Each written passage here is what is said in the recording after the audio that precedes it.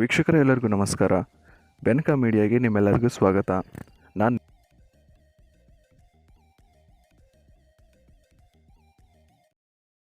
ಸ್ನೇಹಿತರೆ, ನಮ್ಮ ದೇಶದಲ್ಲಿ ತಾಜ್ ಮಹಲ್ ಬಿಟ್ಟು ಅತಿ ಹೆಚ್ಚು ವಿದೇಶಿಯರನ್ನ ತನ್ನೆಡೆಗೆ ಕರೆಸ್ಕೊಳ್ಳೋದು ಅಂದ್ರೆ ಅದು ನಮ್ಮ ಅರಮನೆ ನಗರಿ ಮೈಸೂರು.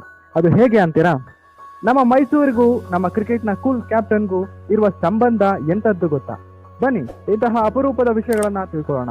ಹಾಗೆ ನಮ್ಮ ಚಾನಲ್ಗೆ ಮೊದಲ ಬಾರಿ ಭೇಟಿ ನೀಡಿದ್ರೆ ಸಬ್ಸ್ಕ್ರೈಬ್ ಬಟನ್ ಪ್ರೆಸ್ ಮಾಡಿ, ಹಾಗೆ ಪಕ್ಕದಲ್ಲಿರೋ ಬೆಲ್ ಬಟನ್ ಒತ್ತೋದ್ರ ಮೂಲಕ ನೋಟಿಫೈ ಆಗಿರಿ. ಗೆಳೆಯರೆ, ಭಾರತದಲ್ಲಿ ಅತಿ ಹೆಚ್ಚು ವಿದೇಶಿಯರು ಭೇಟಿ ಕೊಡುವ ಸ್ಥಳಗಳಲ್ಲಿ ನಮ್ಮ ಮೈಸೂರು 2ನೇ ಸ್ಥಾನದಲ್ಲಿದೆ. ವಿದೇಶಿಗರಿಗೆ ಮೈಸೂರು ಅಂದ ಕೂಡಲೇ ನೆನಪಿಗೆ ಬರೋದು ಚಿನ್ನದ ಅಂಬಾರಿ, ದಸರಾ, ಅರಮನೆ, ಹಾಗೆ ಝೂ. ಗೆಳೆಯರೆ, ಅಷ್ಟೇ ಅಲ್ಲ, ಮೈಸೂರು ಪಾಕ್, ಮೈಸೂರು ಮಲ್ಲಿಗೆ, ಮೈಸೂರು ವೀಳ್ಯದೆಲೆ, ಜೊತೆಗೆ ಮೈಸೂರು ಸ್ಯಾಂಡಲ್ ಕೂಡ ಹೌದು. ಸ್ನೇಹಿತರೆ, ಜಗತ್ತಿನಲ್ಲಿ Mysuru sandal America, England, France ಇನ್ನಿತರ ಯುರೋಪ್ ಮತ್ತು ಅಮೆರಿಕ ದೇಶಗಳಿಗೆ ರಫ್ತಾಗ್ತಾ ಇದೆ. ಸ್ನೇಹಿತರೆ, ನಮ್ಮ ಗಂಧದ ಮರದ ಸುವಾಸನೆಯನ್ನ ಮಹಾಭಾರತ, ರಾಮಾಯಣ ಕಾಲದಲ್ಲಿಯೂ ಕೂಡ ವರ್ಣಿಸಲಾಗಿದೆ. ಹಾಗೆ ಗಂಧದ ಎಣ್ಣೆಯಿಂದ ತಯಾರಿಸುವ ಏಕೈಕ ಸಾಬೂನು ಅಂದ್ರೆ ನಮ್ಮ ಗಂಧದ ನಾಡಿನ ಮೈಸೂರು ಸ್ಯಾಂಡಲ್ ಜಗತ್ತಿನಲ್ಲೇ ಒಂದೇ ಎನ್ನುವುದು ಕಟು ಸತ್ಯ. ಗೆಳೆಯರೆ, 20ನೇ ಶತಮಾನದ ಕಾಲದಲ್ಲಿ ವಿಶ್ವದಲ್ಲಿಯೇ ಅತಿ ಹೆಚ್ಚು ಗಂಧದ ಮರ ಬೆಳೆಯುವ ಪ್ರದೇಶ ನಮ್ಮ ಮೈಸೂರು ಹಾಗೂ ಸುತ್ತಮುತ್ತ ಪ್ರದೇಶ ಆಗಿತ್ತು. ಅದನ್ನ ಯುರೋಪಿಗೆ ಹೆಚ್ಚು ರಫ್ತು ಮಾಡಲಾಗ್ತಾ ಇತ್ತು. ಈಗ ಕರೋನಾದಿಂದ ಇಡೀ ವಿಶ್ವದ ಮಾರುಕಟ್ಟೆ ಹೇಗೆ ಸ್ಥಗಿತವಾಗಿದೆಯೋ ಹಾಗೆ ಅಂದು ಮೊದಲ ವಿಶ್ವ ಯುದ್ಧದ ಸಮಯದಲ್ಲಿ ಗಂಧದ ಸಾಗಾಣಿಕೆ ಸ್ಥಗಿತವಾಗಿತ್ತು. ಆ ಸಮಯದಲ್ಲಿ ಮೈಸೂರು ಸಂಸ್ಥಾನದಲ್ಲಿ ಗಂಧದ ಮರ ರಫ್ತು ಕಡಿಮೆ ಆಗ್ತಾ ಇತ್ತು, ದಾಸ್ತಾನು ಪ್ರಮಾಣ ಹೆಚ್ಚಾಗ್ತಾ ಹೋಗ್ತು. ಇಂಥ ಸಂದರ್ಭದಲ್ಲಿ ಆಗಿನ ಮೈಸೂರು ಒಡೆಯರಾಗಿದ್ದ ನಾಲ್ವಡಿ ಕೃಷ್ಣರಾಜ ಒಡೆಯರ್ ಮತ್ತು ಆಗಿನ ದಿವಾನ್ ಸರ್ ಎಂ ವಿಶ್ವೇಶ್ವರಯ್ಯನವರು ಅದನ್ನ ಸದುಪಯೋಗ ಪಡಿಸ್ಕೋಬೇಕು ಎಂದು 1916 ಬೆಂಗಳೂರಲ್ಲಿ ಒಂದು ಗೌರ್ಮೆಂಟ್ ಸೋಪ್ ಫ್ಯಾಕ್ಟರಿ ಒಂದನ್ನ ತೆರೆದು, ಹಾಗೆ ಮೈಸೂರಿನ ಆಗಿನ ಹರದನಹಳ್ಳಿಯಲ್ಲಿ 36 ಎಕರೆ ಜಮೀನಿನಲ್ಲಿ ಗಂಧದ ಎಣ್ಣೆ ತಯಾರಿಕೆ ಸಂಸ್ಥೆ ತೆರೀತಾರೆ. ಸ್ನೇಹಿತರೆ, 18ನೇ ಶತಮಾನದಲ್ಲಿ ಯುರೋಪಿನಲ್ಲಿ ಕೈಗಾರಿಕಾ ಕ್ರಾಂತಿ ನಡೆದಾಗ ಇಲ್ಲಿನ ಕಚ್ಚಾ ವಸ್ತುಗಳನ್ನ ಕಡಿಮೆ ಬೆಲೆಗೆ ತೆಗೆದುಕೊಂಡು ಅದೇ ಕಚ್ಚಾ ವಸ್ತುವಿನಿಂದ ಮೂಲ ವಸ್ತು ತಯಾರಿಸಿ ಹೆಚ್ಚಿನ ಬೆಲೆಗೆ ಮಾರಾಟ ಮಾಡಲಾಗ್ತಿತ್ತು ಎಂಬುದು ಇತಿಹಾಸ.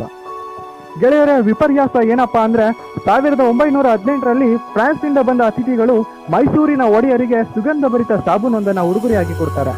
ಆ ಸಾಬೂನಿನ ಮೂಲ ವಸ್ತು ಗಂಧದ ಎಣ್ಣೆ. ಸ್ನೇಹಿತರೆ, ನೋಡಿ, ವಿಪರ್ಯಾಸ ಅಂದ್ರೆ ಇದೇ ತಾನೆ.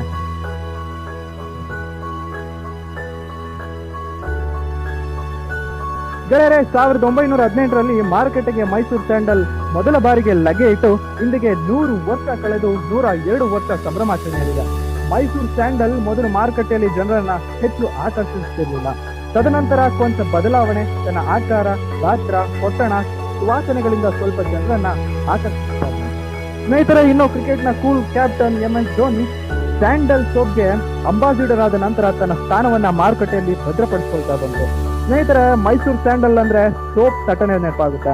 ಆದ್ರೆ ಈ ಸಂಸ್ಥೆ ಸೋಪ್ ಜೊತೆಗೆ ಪೌಡರ್, ಬೇಬಿ ಆಯಿಲ್, ಡಿಟರ್ಜೆಂಟ್ ಮತ್ತು ಗಂಧದ ಕಡ್ಡಿ ಹಾಗೂ ಇನ್ನು ಮುಂತಾದವುಗಳನ್ನ ತಯಾರಿಸ್ತಿವೆ. ಗೆಳೆಯರೆ, ಅಚ್ಚರಿ ಏನಂದ್ರೆ ಮೈಸೂರು ಸ್ಯಾಂಡಲ್ ಸೋಪ್ ನಮ್ಮ ಕರ್ನಾಟಕದಲ್ಲಿಯೇ ಉತ್ಪಾದನೆ ಆದ್ರೂ ಅದನ್ನ ಬಳಸುವುದರಲ್ಲಿ ಕರ್ನಾಟಕಕ್ಕಿಂತ ಬೇರೆ ರಾಜ್ಯಗಳಲ್ಲಿ ಹೆಚ್ಚು ಬಳಕೆ ಆಗ್ತಾ ಇದೆ. ಹಾಗೆ ನಮ್ಮ ದೇಶದ ಬಳಕೆಗಿಂತ ವಿದೇಶದಲ್ಲಿ ಮೈಸೂರು ಸ್ಯಾಂಡಲ್ ಬಳಕೆ ಆಗ್ತಾ ಇದೆ. ವೀಕ್ಷಕರೇ, ಈ ಒಂದು ವಿಡಿಯೋ ನಿಮಗೆ ಇಷ್ಟ ಆಯ್ತು ಅಂದ್ರೆ ಲೈಕ್ ಮಾಡಿ, ನಿಮ್ಮ ಅನಿಸಿಕೆಗಳನ್ನ ಕಮೆಂಟ್ ಮಾಡಿ, ಸಾಧ್ಯವಾದಷ್ಟು ನಿಮ್ಮ ಸ್ನೇಹಿತರಿಗೆ ಶೇರ್ ಮಾಡಿ, ಹಾಗೂ ಸಬ್ಸ್ಕ್ರೈಬ್ ಆಗೋದನ್ನ ಮರಿಬೇಡಿ. ಮತ್ತೊಂದು ಇಂಟ್ರೆಸ್ಟಿಂಗ್ ಸ್ಟೋರಿ ಜೊತೆ ಮತ್ತೆ ಬರ್ತೀನಿ. ಅಲ್ಲಿವರೆಗೂ ನಮಸ್ಕಾರ. ಜೈ ಹಿಂದ್, ಜೈ ಕರ್ನಾಟಕ.